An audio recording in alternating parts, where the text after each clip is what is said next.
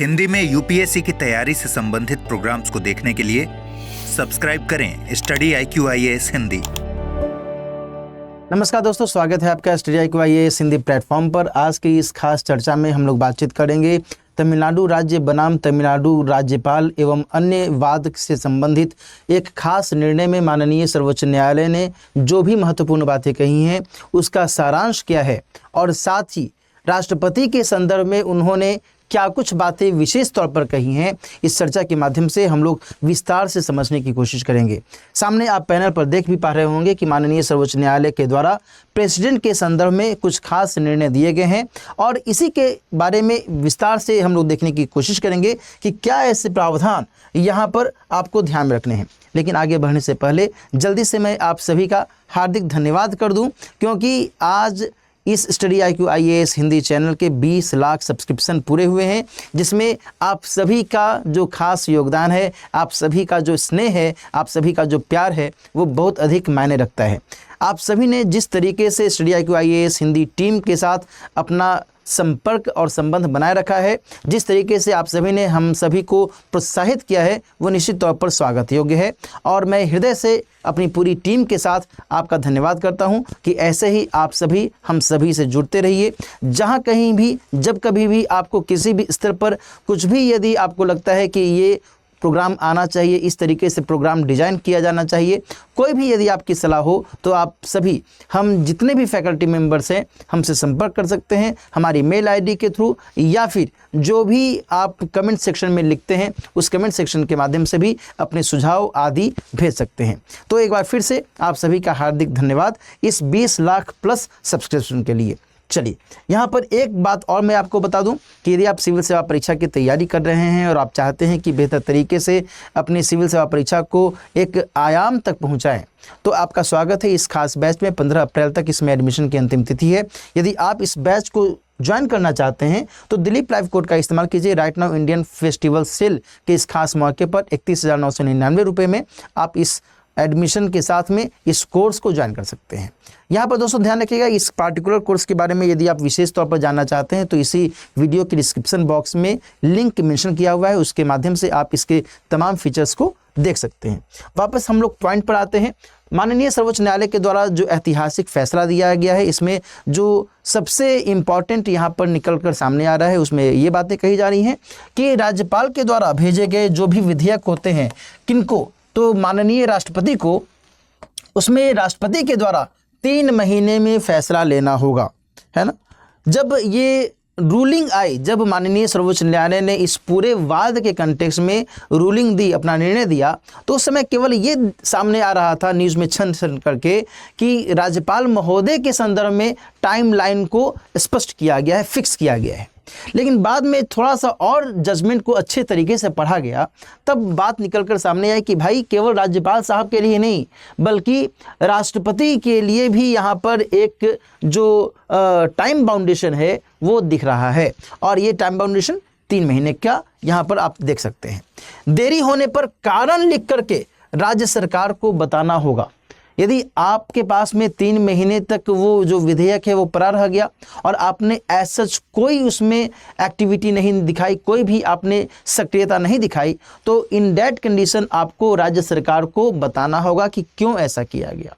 इसके अलावा यहाँ तक माननीय सर्वोच्च न्यायालय ने कहा है कि राष्ट्रपति की इस निष्क्रियता के स्तर पर यदि कुछ भी यदि ऊंच नीच होती है, कुछ भी यदि इस तरीके की इनएक्टिविटी होती है, तो ऐसे में कोर्ट में इसे चुनौती दी जा सकती है। राज्य सरकार जो है परमादेश रीट का पालन करते हुए उसके माध्यम से सर्वोच्च न्यायालय का दरवाजा खटखटा सकती है।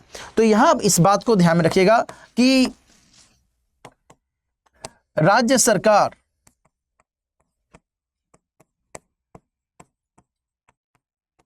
परमादेश, जिसको हम लोग अंग्रेजी में मैंडेमस कह देते हैं, परमादेश रीट के जरिए सर्वोच्च न्यायालय जा सकती है। ठीक है साहब। चलिए, इसके अलावा ये जो आदेश है दोस्तों, जो अभी माननीय सर्वोच्च न्यायालय के द्वारा आदेश दिया गया है, ये किससे जुड़ा हुआ है? ये संविधान के आर्टिकल 201 से जुड़ा हुआ है।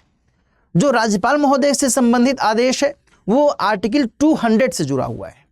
जो 201 है आर्टिकल, इसको अब थोड़ा सा हम लोग समझने की कोशिश करें। यदि हम अनुच्छेद 201 को देखते हैं फौरी तौर पर, यदि आप इसको देखिएगा तो आप इसको ऐसे समझिए कि जो विधेयक है ये राज्यपाल महोदय के पास तो सबसे पहले जाएगा ही जाएगा, क्योंकि वही राज्य सरकार के अंतर्गत एकमात्र अथॉरिटी है उस विधेयक पर साइन करने वाले। और राज्य सरकार के द्वारा जब वो विधेयक पारित करके, राज्य सरकार मतलब यहाँ पर कह रहा हूँ कि राज्य विधानसभा या फिर विधानमंडल, राज्य सरकार कहना तो उचित नहीं है, बल्कि राज्य विधानसभा या फिर विधानमंडल के द्वारा ये विधेयक पारित करके भेज दिया जाता है राज्यपाल महोदय के पास में। तो राज्यपाल महोदय के पास में 2-3 कंडीशंस होते हैं। उन सभी कंडीशंस के बारे में हम लोग आगे भी चर्चा करेंगे, वहां पर विस्तार से मैंने इसके बारे में उल्लेख भी किया हुआ है। राज्यपाल महोदय इस विधेयक को आरक्षित कर सकते हैं, किसके लिए? तो राष्ट्रपति को विचार करने के लिए भेजने के हिसाब से। और ये यदि राष्ट्रपति को भेज दिए कि भाई आप इस पर सर एक बार विचार कर लीजिए इस विधेयक पर, तो फिर राष्ट्रपति महोदय के पास में 2 कंडीशंस होते हैं। या तो उस विधेयक पर वो अनुमति दे सकते हैं या फिर अनुमति रोक सकते हैं। यदि अनुमति दे दिया तो फिर बात ही खत्म, कोई दिक्कत ही नहीं, विधेयक चला गया, पारित हो गया। इसके अलावा यदि अनुमति रोक ली गई तो इन दैट कंडीशन, थोड़ा सा टेक्निकलिटी है, इसको समझिएगा कि राष्ट्रपति ने अनुमति रोक ली, अब ये विधेयक वापस जाएगा कहाँ? गवर्नर साहब के माध्यम से फिर से वापस जाएगा, क्योंकि गवर्नर साहब नहीं भेजा था। गवर्नर साहब के माध्यम से फिर से ये वापस जाएगा और उसमें राष्ट्रपति महोदय एक संदेश चिपका देंगे। उस संदेश में लिखा रहेगा कि देखो भाई, इस विधेयक के संपूर्ण हिस्से में या फिर किसी खास हिस्से में थोड़े बहुत फेरबदल की दरकार मुझे लगती है और आप इसको एक बार देखिए। राज्यपाल को तो देखना नहीं है, राज्यपाल महोदय वापस सदन को या फिर विधानमंडल को भेज देंगे। यहां तक बात क्लियर हो गई? अच्छा, अब देखो यहां पर 2-3 कंडीशंस मैंने मेंशन किए हुए हैं, बहुत इंपॉर्टेंट है। अनुच्छेद 111, अनुच्छेद 200 और अनुच्छेद 201। अनुच्छेद 201 के कंटेक्स्ट में कुछ खास प्रोविजंस हैं, इसलिए मैंने इन दोनों को भी यहां पर मेंशन किया हुआ है। क्या खास कंडीशन है ये अभी आपको पता चल जाएगा। जब हम बात करते हैं अनुच्छेद 111 के अंतर्गत ना, तो होता है क्या कि लोकसभा और राज्यसभा के द्वारा जब कोई विधेयक केंद्र के स्तर पर पारित किया जाता है तो वो किसके पास जाना चाहिए? राष्ट्रपति के पास जाना चाहिए, ताकि वो उसको हस्ताक्षरित करें और वो अधिनियमित हो जाए, वो कानून बन जाए। तो यहां पर जब संसद के द्वारा पारित विधेयक राष्ट्रपति के पास जाता है तो राष्ट्रपति के पास में वैसे ही 2 कंडीशंस होते हैं, अनुमति दे भी सकते हैं और अनुमति रोक भी सकते हैं। यदि वो अनुमति दे देते हैं तो बात ही खत्म, कोई दिक्कत नहीं। बट यदि वो अनुमति रोकते हैं तो फिर वो वापस किसके पास भेजेंगे? जहां से वो विधेयक आया था, यानी कि पार्लियामेंट, सदन जो है वो लोकसभा है और राज्यसभा है, उन दोनों के पास में ये विधेयक वापस कर देंगे। और यदि वहां से फिर से ये संशोधन के साथ या फिर बिना किसी संशोधन के, ध्यान रखिएगा ये वर्ड्स बहुत इंपॉर्टेंट है, इट इज नॉट मैंडेटरी कि ये जो लोकसभा और राज्यसभा है इसमें संशोधन करने के लिए बाध्य ही हो, नॉट मैंडेटरी। तो संशोधन के साथ या फिर बिना किसी संशोधन के वापस यदि राष्ट्रपति महोदय को भेज देते हैं विधेयक, तो फिर इन दैट कंडीशन राष्ट्रपति महोदय को विधेयक पर अनुमति देनी होती है। मैं जोर देकर के कह रहा हूं, अनुमति देनी होती है, एसेंट अपनी देनी होती है। और यहां भी एक बात ध्यान रखिएगा कि जब अनुमति रोकने के कारण संसद के पास में विधेयक भेजा गया तो संसद के पास में कोई एज सच टाइम लिमिटेशन नहीं होता है कि इतने दिनों के अंदर अंदर वो विधेयक वापस भेज दे। 2 पॉइंट्स आपको ध्यान रखने हैं कि संसद के पास में एज सच कोई टाइम लिमिटेशन नहीं होता है। अनुमति रोकने के बाद जब उसको विधेयक मिला तो वो अपने हिसाब से उस पर पुनर्विचार करेगी और देन अपने हिसाब से वो भेजेगी। नॉट नेसेसरी कि अरे हमको तो इतने दिनों में राष्ट्रपति महोदय को वापस भेज देना चाहिए था, ऐसा नहीं है। और जब वो भेज देगा तो फिर ऐसे में राष्ट्रपति महोदय को एसेंट देना ही होगा। क्लैरिटी है यहां तक? चलिए अब यहां पर राज्यपाल के कंटेक्स्ट में बात करें। यहां पर भी अनुच्छेद 200 के तहत यहां पर 2 कंडीशंस देखो लागू हो रहे हैं। एक तो है कि भाई अनुमति दे सकता है और एक अनुमति रोक सकता है। एक तीसरा भी कंडीशन है कि वो राष्ट्रपति के लिए उस विधेयक को आरक्षित कर सकता है, जिसकी चर्चा अभी मैंने की भी। और जब आरक्षित कर लेगा तो फिर ये मामला आ जाता है, अनुच्छेद 201 वाला मामला आ जाता है। अब देखो यहाँ पर समझना कि जब हम अनुमति दे रहे हैं तब तो कोई दिक्कत ही नहीं, अनुमति हमने दे दिया। इट मे बी पॉसिबल कि हमने अनुमति नहीं दिया और उस विधेयक में कुछ हमें लगता है कि इसको चेंज वेंज करना चाहिए, तो मैसेज के साथ वो भेज देते हैं, और मैसेज के साथ जब वो भेज देते हैं चेंज करने के लिए, तो it is not mandatory in such situation also कि वो संशोधन करे ही।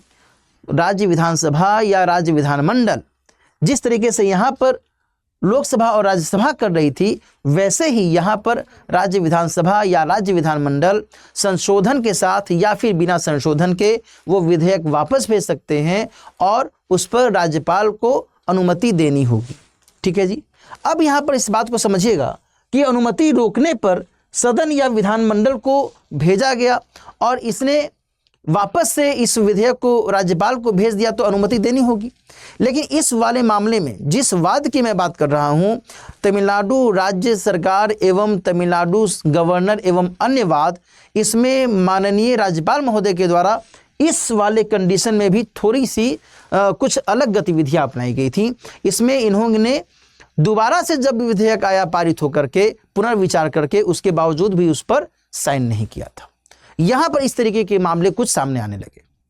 बहरहाल यहां पर जो ये कंडीशन है दोस्तों, इस बात को समझिएगा कि सदन और विधानमंडल को जब ये विधेयक भेजा जाता है तो यहां पर भी सदन और विधानमंडल के पास में एज सच कोई टाइम लिमिटेशन नहीं रहता कि इतने दिनों में आपको पुनर्विचार करके राज्यपाल महोदय को वापस भेजना है। मैं ये बातें इसलिए कह रहा हूं क्योंकि यहां पर थोड़ा सा फेरबदल है अनुच्छेद 201 में, इसलिए मैंने इन दोनों के कंडीशन में ये बातें कही हैं कि न ही यहाँ और न ही यहाँ पर सदन के स्तर पर या फिर विधानमंडल के स्तर पर या फिर इस मामले में संसद के स्तर पर कोई बाउंडेशन नहीं होता है कि कितने समय तक हम विधेयक को पुनर्विचार करने के लिए अपने पास में रखें। और जब ये विधेयक वापस चला गया यहाँ राज्यपाल महोदय के पास में, तो उनको साइन करना ही चाहिए। यहाँ तक बात क्लियर है। तीसरी बात आ जाती है अनुच्छेद 201 की। इसमें फिर वही बात जो अभी मैं आपसे पीछे भी कह रहा था कि विधेयक आरक्षित किया गया राज्यपाल महोदय के पास, और आरक्षित किस लिए किया गया कि हम राष्ट्रपति जी को देंगे। राष्ट्रपति जी के पास में विधेयक चला गया।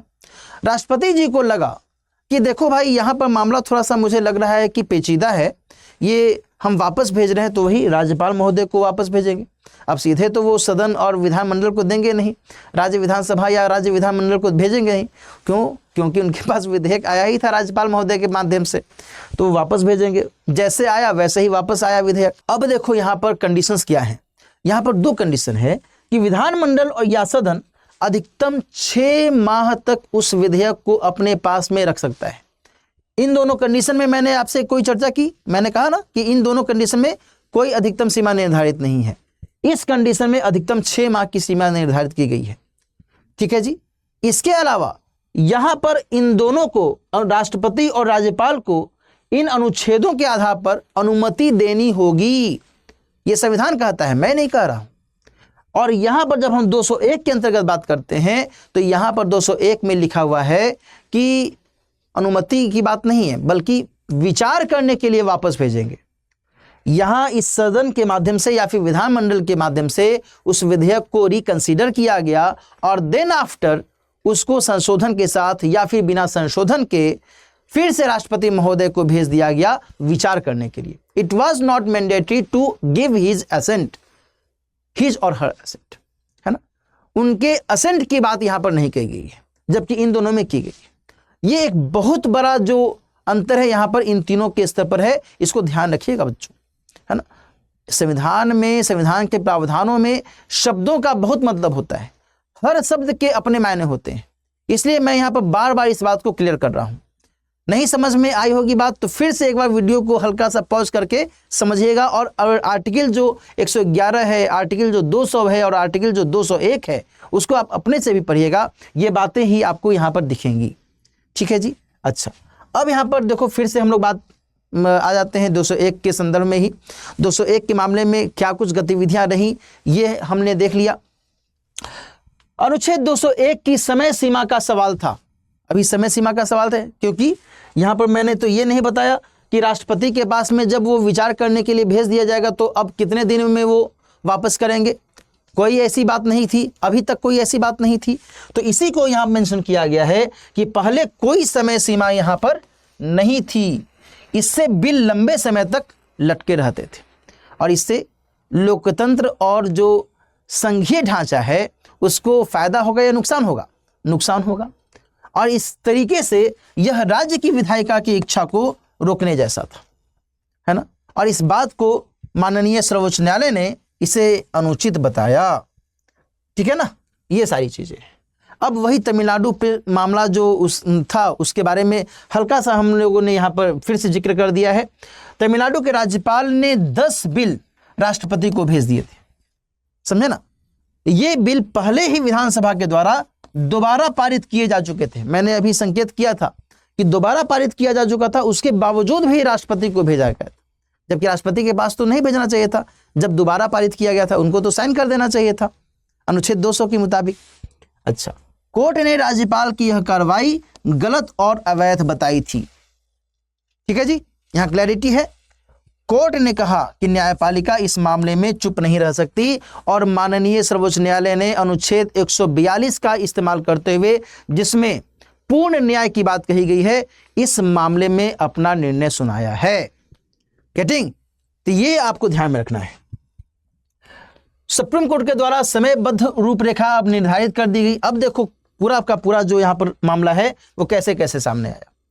राज्य मंत्रिपरिषद की सलाह के अनुसार यदि आप विधेयक की स्वीकृति को रोक रहे हैं या फिर आप उसे राष्ट्रपति को भेजने के लिए आरक्षित कर रहे हैं, तो फिर उसके लिए 1 माह का ही अधिकतम समय होगा, उससे ज्यादा नहीं। समझ में आ रही है ना बात? अच्छा, दूसरा, यदि राज्यपाल सलाह के विरुद्ध है, यानी मंत्रिपरिषद ने जो सलाह दिया है उसके कॉन्ट्रैरी में राज्यपाल का मंतव्य है, तो इन दैट कंडीशन वो 3 माह के अधिकतम समय तक ही वो विधेयक रोक सकते हैं।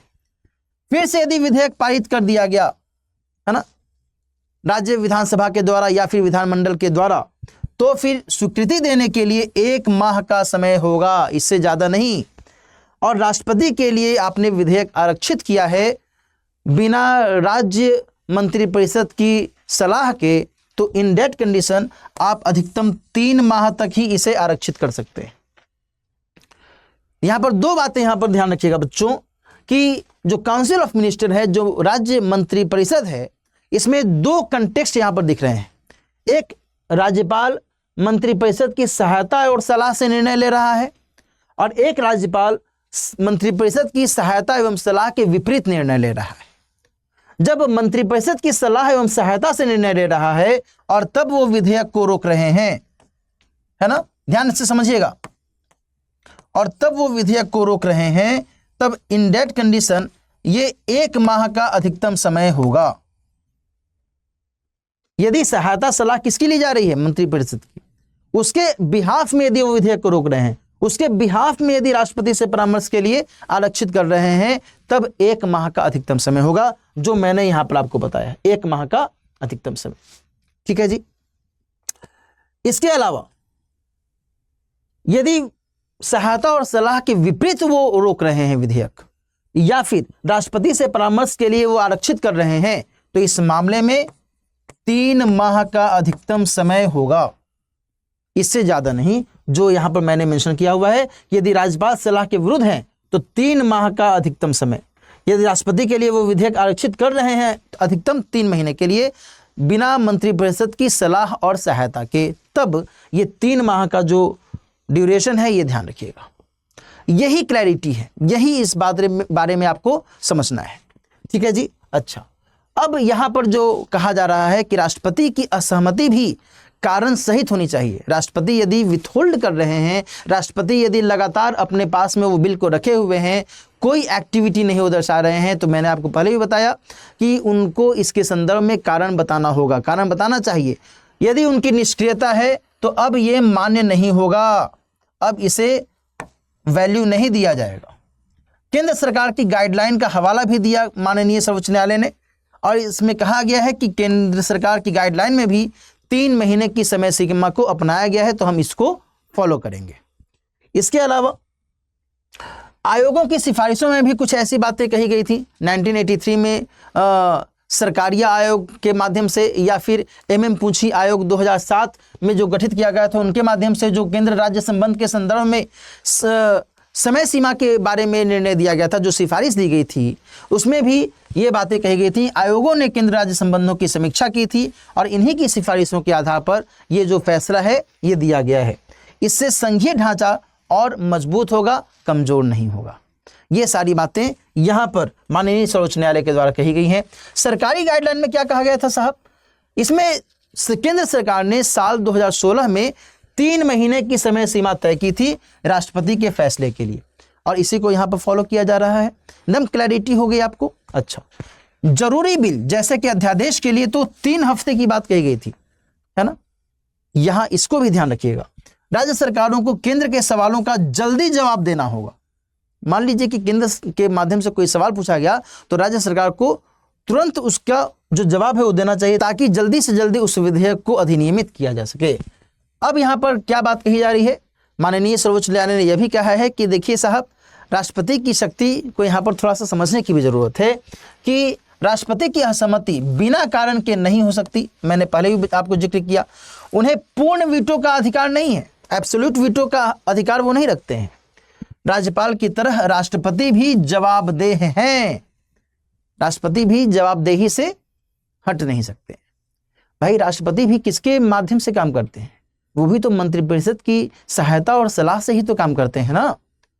और राज्यपाल भी मंत्रिपरिषद की सहायता और सलाह से ही काम करते हैं।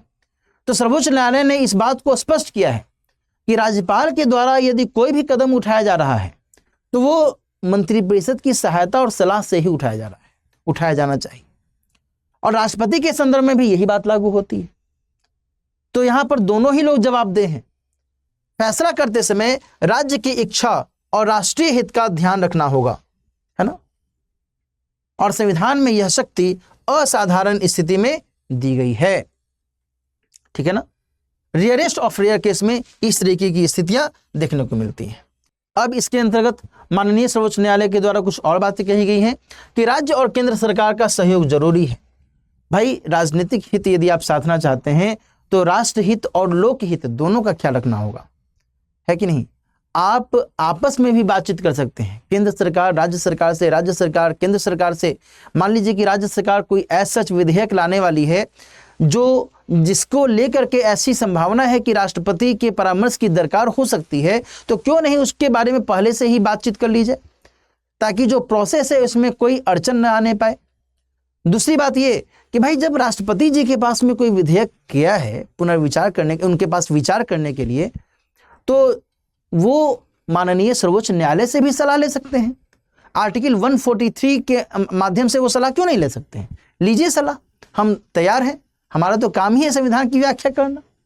तो इस तरीके से सुझावों पर भी जल्दी से कार्रवाई करना जरूरी है ना।